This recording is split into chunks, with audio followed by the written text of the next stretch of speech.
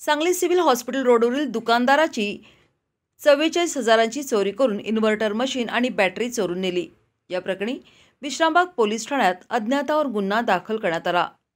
फिर्यादी किरण नामदेव जगदाळे वय 40 राहणार लक्ष्मी विष्णू अपार्टमेंट 100 फुटी रोड माने चौकाजवळ नीता केळकर पेट्रोल पंपा शेजारी सांगली यांचे सिव्हिल हॉस्पिटल रोडला डिकॉन्ट या नावाने दुकान आहे।